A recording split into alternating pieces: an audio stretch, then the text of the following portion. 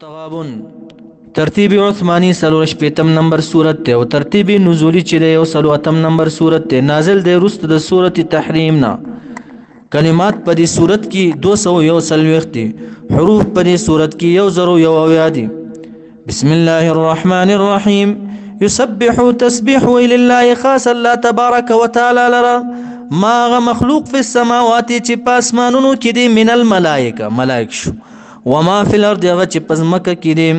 دا ټول مخلوقات الله تبارک وتعالى ته تسبیح و یا تن مراد تسبیح لسانی شو د جبه تسبیح یا مراد تن صلات شو موز کې الله تبارک وتعالى لرا له خاص دی الله لرا الملك بادشاہی دا وله خاص دی الله تبارک وتعالى لرا الحمد و ثنا و صفت وهو د الله تبارک وتعالى على كل شيء پر شی باندې قدیر قادر ذات اوس درته عالم صغیر بیان الله هو الذي ذا الله غزاد دے خلقکم چې پیدا کړی تاسو لرا شکایت فمنکم پس باز استاسنا کافر دی ومنکم باز استاسنا مؤمنان دی والله تبارک وتعالى بما فغست تعملون چې کوي تاسو بصیر بنا دی عالم کبیر بیان الله خلق السماوات د پیدا کړی اسمانونو لرا والارض د زمکو لرا بالحق په حق یا بالصدق وصورکم او صورت دراغسته تاسو ته پرحیمونو د موریانو تاسو کې فاحسن پس د خولي کړی دي صورکم معنا صورتونو تاسو په تمام مخلوق کې چې الله تبارک وتعالى د انسان ته کوم خاص او جمال ور کړی دی کوم رونق ور کړی دی بل چاته نه دی ور کړی لکه بل ځکه الله وای په سورۃ الطین کې لقد خلقنا الانسان في احسن تقویم الله وای ما دا انسان پیدا کړی په احسن تقویم معنا په احسن صورت په خله صورت کې دلته هم وای په احسن صورکم پس د خله کړي صورکم صورتونه تاسو وإليه دي الله تبارك وتعالى لرا المصير ورتلل دي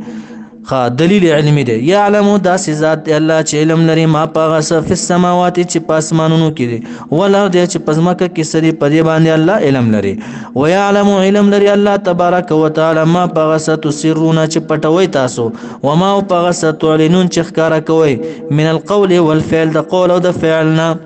علم لري پدې باندې الله والله تبارک وتعالى علیم پوی دی بذات الصدور بما في القلوب هغه چې تاسو پزړونو کې سدي اے انسان د زړه د راز نه دی هم الله خبر دی سمشا الم یاتکم یا ندر غل تاسو ته نبأ الذين من خبر دا کسانو کفرو چې کفر کړي راغله دي تاسو ته من قبلکم وړاندې تاسو نه چې کوم امتونه لکه قوم د لوط علی السلام قوم د نوح علیہ السلام سمودیان عادیان وغیرہ فذاقوا پس وسکلغي وبال امرهم سزا د کار خپل اولهم شتری د پر عذاب علیم دردناک په آخرت کې په دنیا کې هم الله تبا کړ او په آخرت کې هم ورته عذاب علیم تیار کړی دردناک عذاب ذالک د عذابات چې راځي دي تداول بانه په سبب د کانه چودي تاتهم راتل بدل رسولهم رسول دي بالبينات بواضح دلائل باندې فقالوا پس ویل بدی تکبر به کول غرور به کول بشر یو انسان دی یو بشر دی يهدوننا چې هدایت کوي مونږ لرا دا کله کې دی شو چې مونږ د تابعداري وکړو فکفروا پس کفر به وکړو وتولوا مخ به وګرځول عن الايمان د ایمان نه واستغنى الله مستغنی دی الله د ایمان دا غینا کڅوک ایمان راوړي او کنه راوړي د الٰه العالمین پیس پروا نشت والله تبارک وتعالى غنی ذات د مخلوق را حمید محمود فی افعاله د تعریف لایق ده زعم الذين گمان کول هغه کسانو گمان کوي هغه کسان اهل مکه کفرو چې کفر کړي دي یا عام کافران ان يبعثوا دا چې هرگز به مبعوث نکړي شي بعد الموت واپس به ژوند نکړي شي بعد الموت دا ګمان کوي قلت ورته وای پیغمبر علی السلام بلا مل نعم او تاسو به واپس ژوند کیږي وربي قسم دي پر رب زما باندې لتبعثن خامخ تاسو ورته کولای شي د قبرونو نه ثم بعلتنبؤن خامخ په تاکید خبر بدر کولای شي تاسو ته بما په اعمال باندې عملتم چې کړی تاسو په دنیا کې وذالک دا پورته کول واپس ژوند کول علی الله په الله باندې یسیر ډیر آسان دی خلاصه دا اصلي مقصود تراشیا فامنوا پس ایمان راوړی بالله په الله باندې ورسوله او پر رسول د الله تبارک وتعالى باندې والنور او په نور باندې الذي غنور مراد تینا قرآن کریم دے انزلنا چه نازل کړي موږ علی النبی په نبی اکرم صلی الله علیه وسلم باندې والله الله تبارک وتعالى بما پاغس تعملون چې کوي تاسو خبير خبردار ذات ده یوم من واذکر لهم یاد کړه یا رسول الله صلی الله علیه وسلم دی امت تا یوم غورز یجمعکم چې را جمع بکی تاسو لرا الله تبارک وتعالى لیوم الجمع د پاره د ورځ د جمع مراد تینا قیامت ورځ ده زکه ورته جمع ورته ویل شو چې د جمع د انبیا او راضی په دغه ورځ کې امتونو سره د بسره جمع کیږي د ظالم جمع برازي د مظلوم سره د روح جمع برازي د جسد سره د انسان جمع برازي د عمل سره وغيرها نو دا ورځ د جمع ورته زکه ویل شو ذالک دغه ورځ چې د یوم التغابن دا د ورځ د تاوان د باز خلکو د پاره یو ګټ وکړي بل تاوان غبن ست ویل کیږي چاته چې تاوان ورکي یوم التغابن ورته زکه ویا چې مسلمان کافر ته تاوان ورکیا څنګه هر انسان لره الله تبارک وتعالى دو زوینه پیدا کړی دي یو په جنت کې ورته ځای پیدا کړی یو په جهنم کې دارنګي کافر ته یو په جنت کې یو په جهنم کې کله چې په قبر کې خودلې شي دا کافر اول ورته غد جنت ځای ورته خو وګوره کتا ایمان نه وړې نو بس دا زیو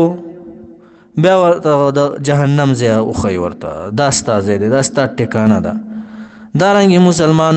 چې کله قبر کې خودل شي اول ورته هغه د جهنم ځای او خو ورته ایمان دی نه وړې نو دا ځای بیا ورته د جنت ځای او نو په ورځ د قیامت با دا ځایونه به څنګه شي چې کافر د پاره په جنت کې کوم ځای مقرر دی هغه به مسلمان واخلي هغه به مسلمان ته ورکړي شي چې مسلمان ته په جنت کې کوم ځای مقرر هغه مسلمان انسان هغه به کافر ته ورکړي شو نو دا یو تجارت شو د مسلمان دی کافر ته تاوان ورکو کنه یوم التغابن ذکر ورته الله ورته یوم التغابن وای دی قیامت یوم التغابن دا ورځ چې د تاوان ورځ ده بعض خلکو د پاره کافرانو د پاره مسلمان به کافرانو ته تاوان رسیږي زینو جنت کې دي ته ملاوش ومن هر سوک یؤمن چې ایمان لري بالله په الله باندې ويعمل عمل كي صالحا نيكا يكفر وبرج الله تبارك وتعالى عنه دغ انسان سيئاته گناهونه ده ويدخله داخل بكي دي انسان لنا جنات جنتون تداس جنتون تجري چي بيږي با من تحت الانهار لاندې داغنا قسم ولي د شپه ولا د شراب ولا د شات ولا ابو ولا خالدين مشبوي دي فيها په جنت کې ابدا الابد پورې لا يموتون ولا يخرجون نبمري او نب خارجيږي ذالک دا دخول د جنت او بخنه دی لرا الفوز کامیابی دا الله کامیابی دا العظیم لیا والذین کسان کفروا چې کفر کړي بر رسول پر رسولانو باندې وکذبوا دروغ وای بیااتنا پایاتونو زمون باندې اولئک دا کسان چې الله اصحاب النار ملګری د اور دي خالدین همیشه به دي فيها په اور کې وبئس المصير او بد زیاده وتلو چې د المصير هي د جهنم ده ما اصاب نرسیږي من مصیبت اند مصیبت نه یو کس لرا الا مگر رسیږي باذن الله من باراده الله وقضى بارادته وقضائه په اراده د الله او په قضا د الله تقدیر کې دالی کړي شي دا مصیبتونه او چې مؤمن باندې کله مصیبت راشي نو دې صبر کیا نو الله تبارک وتعالى دې مؤمن ته بیا د زړه هدایت ورکړي ومن هر سوق یؤمن چې ایمان لري بالله په الله باندې يهدي برابر بکړي د الله تبارک وتعالى قلبه زړه د سشي ته صبر ته ځکه چې د تقدیر د خیر او شر باندې یقین لري دا ټول من الله د جانب د الله نه دي والله الله تبارک وتعالى بكل شيء پرشیز باندې علیم پوهه ده واطيع الله اطاعت الله تبارک وتعالى او کې قران شو واطيع الرسول اطاعت رسول الله صلی الله علیه وسلم حدیث شو فإن توليتم پس کچره تاسو مخ وګرځول د قران او د حدیث نه دا الله او د رسولنا فإنما پس یقین خبر ده علی رسولنا پر رسول زمون باندې البلاغ رسول دی تبلیغ دی المبین خکارا بس نور بیا زمون کار دی. الله وای الله والله تبارک وتعالى لا اله نشته دی لایق د عبادت الا مگر هو هم دغه الله دی. وعلى الله خاص په الله باندې فلیتوکل المؤمنون باید چې توکل وکړي مؤمنان. نو چا چې په الله تبارک وتعالى باندې توکل شي بس مشکل حل شي. سم صحیح توکل ګوره بیا مشکل حل کیږي. هر یو مشکل حل کیږي صحیح توکل چوک. یا ایها الذين امنوا ایمان ولا وان من ازواجکم یقینا بعضی دا بیبیانو ستاسو نه او اولادکم او بعضی د اولاد ستاسو نه دوون دشمنی کوونکې دي لکم تاسو سره فاحذروهم پس ځانو ساتئ د دینه یعنی د دې د اطاعت نه. چا به چې نوی ایمان راوړو هغه به هجرت کولو. هجرت ته به چې کله تیار شو نو دا اولاد دا ښځې به د دې بیبیانې به ونښتل کلک به یې ونیولو. دغه کس چې هجرت مه کوه ته جړل به ورته ستا ایمان ورته وي برداشت کولی شو خو دا ستا فراقت مونږ نشو برداشت کولی. نو هغې به وجړل د زړه به نرم شو نو پاتې به شو د هجرت نه. بیا وروسته یې چې وکتل اوهو صحابه کرامو ته الله تبارک وتعالی یو علمی مقامات ورکړي دي یو فقهي مقامات ورکړي الله تبارک وتعالی او د هجرت د ثوابونو نه به چې خبر شو دی به غوسه شو د سخت به غوسه شو. دی اراده به کوله چې دا بیبیانې وهي د اولاد د وهلو اراده یې کوله چې دومره لوی عظیم نعمت نه موږ محروم شو د دې ښځو د وجې نه د دې اولاد د وجې نه. نو الله تبارک وتعالی ورته وایي ان من ازواجکم یقینا بعضې د بیبیانو ستاسو نه او اولادکم د اولاد ستاسو نه دوون دشمني کوونکي دي لکم تاسو لره فاحذروهم پس ځان وساتئ د دې نه. خو بس البته اوس تاسو د دې نعمت نه پاتې شوي خو د وهلو اراده مه کوئ. تاسو عفو وکئ دې ته مخ ترې نه واړوئ بخښنه ورته وکئ. وان تعفو که چېرې تاسو عفو وکړه وتصفحوا او مخ ترې نه وګرځول تاسو وتغفروا او بخښنه مو ورته وکړه فبها پس دا ډېر غوره خبره ده. فإن الله پس یقینا الله تبارک وتعالی غفور بخون کې دی رحیم رحم کون کې دی. انما اموالکم یقینا مالون استاسو چې دی او اولادکم اولاد استاسو چې دی الله و فتنه ده ازمیخت امتحان دی. ځکه د دې مال دولت د وجنه د اولاد د وجنه ډیرو نیکیونه خلق محرومیږي اکثر د جهاد نه. چې ځوان سړی وي بې واده کړی هغه ښه په نره جهاد ته لاړ شي او که چا واده وي اولاد وي سوچونه کوي یاره زه به څنګه لاړ شم د اولاد به چاته پیدا پاتې شي. نو الله تبارک وتعالی وایي انما اموالکم یقینا دا مالونه ستاسو اولادکم اولاد ستاسو فتنه ده بلاء امتحان دی تاسو دپاره فتنه. ګوره امام ابو حنیفه رحمت الله تعالی علیه ډیر عمیق ذهن والا انسانو. فتوا د کفر او شرک به نه لګول چا باندې. دی فتوی د کفر او د شرک نه به ډیر ځان ساتلو. دا ډیر بد ګڼله چې څوک چاته کافر یا مشرک و. امام ابو حنیفه رحم الله یو سړی راغی ورته وایي امام صاحب ته زمون کلی کې یو سړی دی او هغه وایي چې زه فتنه خوښومه هر یو خبرې ته به تاویل لټولو. امام صاحب وایي ډېر ښکلې خبره کوي. امام صاحب ورته وایي حلال شوی نه وي یو شي دغه زه وایي خورمه وایي